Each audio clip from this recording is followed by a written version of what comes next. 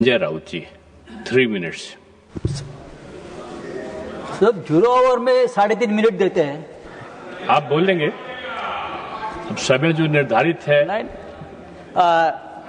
Deputy chairman sir, ये जो central arm police force का बिल आपने लाया है, ये आर्म फोर्स को वन अम्ब्रेला लॉ के अंदर लाने की आपकी कोशिश है। ये जो बड़े बड़े हमारे संस्थान हैं जैसे BSF, CISF, CRPF, ITBP, SSB, लेकिन ये सभी फोर्सेस में इतनी अनरेस्ट हम देख रहे हैं अभी कि आपका अम्ब्रेला फट जाएगा नहीं तो उड़ जाएगा। पूरा फोर्स में अनरेस्ट है। मुझे लगता है कि ये जो आप स्टेट एंड सेंट्रल में कोऑर्डिनेशन की बात कर रहे हो, ऐसा नहीं है। ये एक फोर्स की कमान कैप्चर करने की कोशिश है और ये ठीक नहीं है। ये बिल सिर्फ सीएपीएफ कैडर के अधिकारियों के खिलाफ नहीं है, ये न्याय भावनाओं के खिलाफ है। जिस फोर्स ने अब तक सैकड़ों बलिदान देश के लिए किए हैं, उस बलिदान से अर्जित मेरिट के खिलाफ है। मैं आपको बताता हूं ये बिल क्या है। एक्चुअली ये बिल क्या है, बहुत सीधा बिल है। ये बिल एक्चुअली क्या है, एक उदाहरण के तौर पर, बुरा मत मानिए, एक उदाहरण के तौर पर मैं बताता हूं।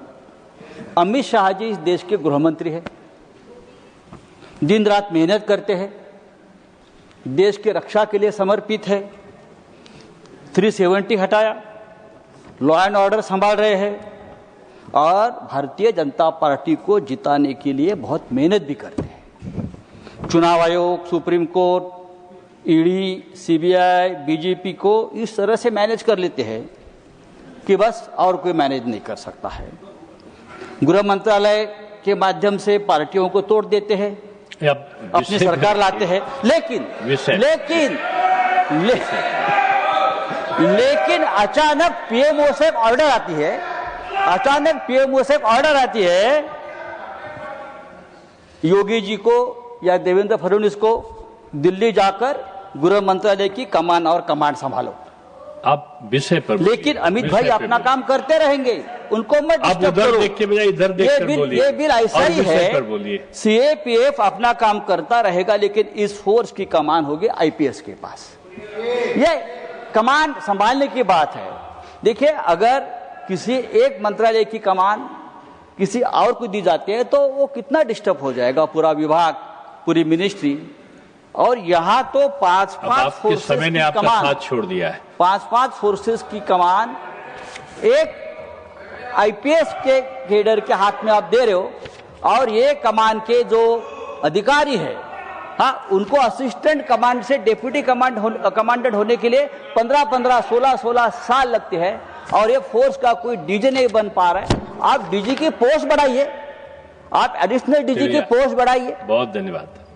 ये करिए, लेकिन फोर्स के ऊपर अन्याय मत करिए, क्योंकि यही फोर्स है जो ये संसद को, एयरपोर्ट्स, हम सबको हमारी सुरक्षा कर रहे हैं।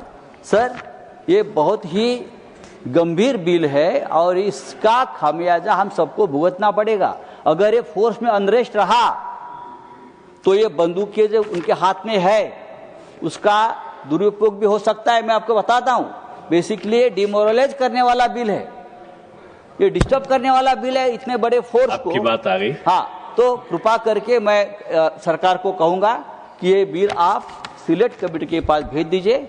चर्चा बहुत हो चुकी है, उसका ऊपर पुनर्विचार होना चाहिए, क्योंकि ये बिल सामान्य बिल नहीं है, ये असामान्य बिल है। बहुत धन्यवाद। माननीय सदस्य डॉक्टर